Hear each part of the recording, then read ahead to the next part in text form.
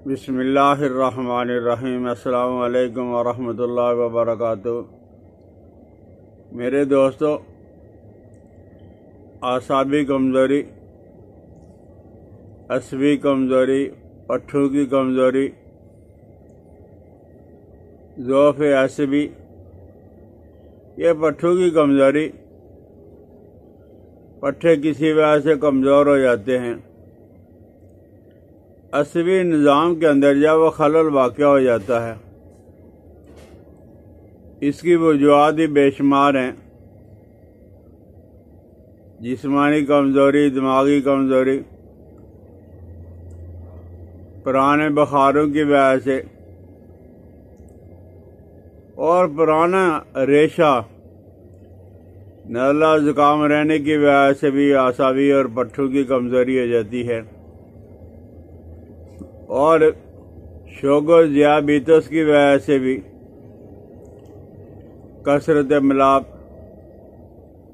اور نشہ اور ادویات کا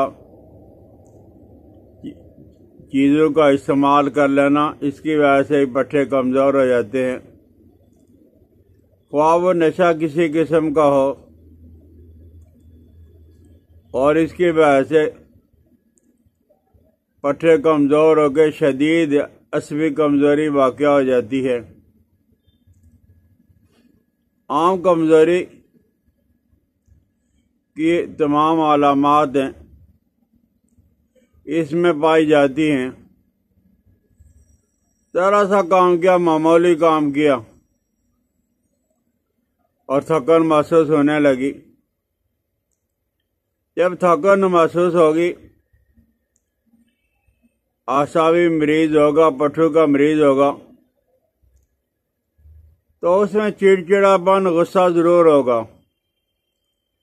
کمزور آدمی کو غصہ تو ضرور آتا ہے، اور ہمت اس کی پست ہو جاتی ہے، کمزور ہو جاتی ہے۔ نہ کسی چیز کو کر سکتا ہے اور نہ کسی چیز کے کرنے کا وہ مشورہ دے سکتا ہے۔ اکثر بے خوابی رہتی ہے، پریشانی، ہر وقت پریشان رہتا ہے، دل اس کا دھڑکنا شروع ہو جاتا ہے، اور چہرے پہ رونق نہیں ہوگی، بے رونقی ہوگی۔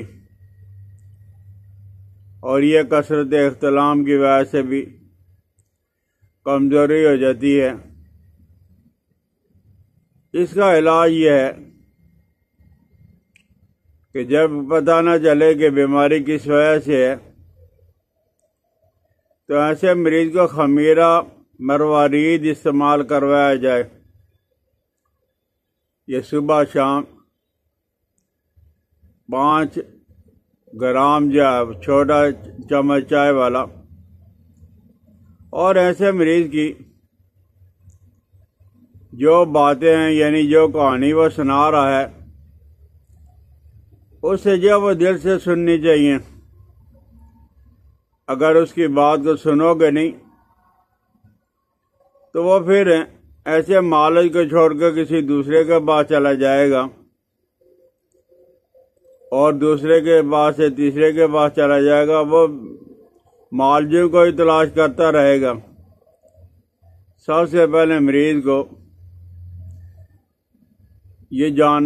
کا یہ جاننا چاہیے کہ اس کا سبب کیا ہے، پٹھے کمزور کیوں، عصبی کمزوری اس کے اندر پیدا کیوں ہوئی ہے۔ اور جب پتہ یہ چل جائے تو یا تو خمیرہ مروارید کھلا لو، یا خمیرہ گوزوان امبری جوائر والا، یہ چھوٹی چمچ، اور اس کے لیے لبوب کبیر بنی بنائی بازار سے مل جاتی ہے، ہر دواخانہ آج کل بنا رہا ہے، اس کا استعمال بھی کرایا جائے۔ اور اگر گھر کے اندر کسی نے دوائی بنانی ہے، 40 سال سے عمر زیادہ ہے، تو وہ سالاجید کا استعمال بھی کر سکتا ہے۔ سالاجید 3 گرام، سالم مصری 3 گرام، موچ رس 3 گرام، اور مستگی رومی 3 گرام۔ اسی طرح مغز تمر ہندی یعنی بڑی والی جب یہ تمر ہندی یہ 3 گرام، جس کو ہمارے ہاں کہا جاتا ہے املی کلاں، بڑی املی، تمر ہندی طبیب حضرات پنساری اس کو تمر ہندی کا کہتے ہیں، وہ 5 گرام۔ تو اس کی جائے وہ کوٹ کے گولیاں بنائی جائیں، اور وہ گولی کسی شہد سے، پانی سے، ادرک کے پانی سے، گھی کوار گندل کے پانی سے آپ بنا لیں۔ اور ایسے مریض کو چاہیے کہ صبح ہلکی ورزش ضرور کرے، اور سرسبز جگہ پہ، سرسبز باغات کے اندر کھلی جگہ پہ تھوڑی بہت ہلکی پھلکی جب سیر ضرور کریں۔ غذا اور پرہیز، کھانا کھانے سے 1 گھنٹہ پہلے اور کھانا کھا کے 1 گھنٹہ بعد ہیں، ایسے مریض کو جب وہ آرام کرنا چاہیے۔ اور بکری ہے، دمبا ہے، پرندوں کا گوشت، مکھن ہے، مغزیات ہیں، یہ اس کے لیے بہت اچھی ہیں۔ مٹھائیاں یعنی مٹھائی، آلو، گوبھی، بیگن وغیرہ مریض کے لیے اچھا نہیں ہے۔ اور اگر کوئی چیز نہیں ملتی ہے تو یہ 3 چیزیں بہت اچھی ہیں۔ ایک تو یہ سنڈ، اور دوسرا گوکھرو، اور تیسرا اسگند۔ سنڈ، گوکھرو اور اسگند برابر وزن، مثلا 10 تولا کوٹ کے باریک کر کے رکھ لیں۔ 1 چائے والا چمچ صبح، دوپہر، شام پانی کے ساتھ، دودھ کے ساتھ استعمال کریں۔ ایسے مریض کو چاہیے کہ کسی نہ کسی تیل کی مالش ضرور کیا کریں، دن کے وقت کر لیں، رات کے وقت کر لیں، اس سے بھی کافی فرق پڑ جاتا ہے۔ تو آج کل اعصابی مسئلہ تو تقریباً ہر آدمی کو ہے۔ کھانا پینا جو ہے، ہماری کھانے پینے کی جو اغذیات ہیں اس کے اندر ملاوٹ ہے، 2 نمبر چیزیں ہیں۔ تو اپنے اعصاب اور اپنے پٹھوں کو مضبوط کرنے کے لیے خصوصاً 40 سال کی عمر کے بعد ہے، انسان کو کوئی نہ کوئی چیز ضرور استعمال کرنی چاہیے۔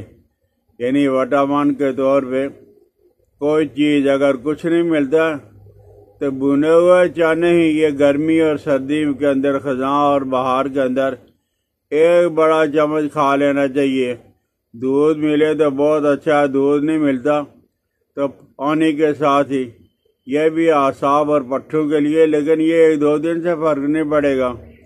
اس کے لیے جو انسان کو کوشش یہی کرنی چاہیے کہ ہمیشہ کوئی نہ کوئی طاقت والی چیز، اور اگر پھل میسر آ جائیں، فروٹ میسر آ جائیں، ڈرائی فروٹ اگر مل جائیں تو یہ تو سونے پہ سہاگا ہوگا۔ بہرحال ہے، ایک تو یہ ہے کہ اعصابی جو مسئلہ لوگوں کا، اور دوسرا یہ ہے کہ 40 سال کے بعد والی عمر، اس میں کوئی نہ کوئی طاقت والی چیز کھا لینی چاہیے۔ سمجھ آ جائے تو ضرور استعمال کریں اور کروائیں۔ بیل آئیکن کو دبا دیا کریں، دوستوں کے ساتھ شیئر کریں۔ مجھے اپنی دعاؤں میں یاد رکھنا۔ السلام علیکم ورحمۃ اللہ وبرکاتہ۔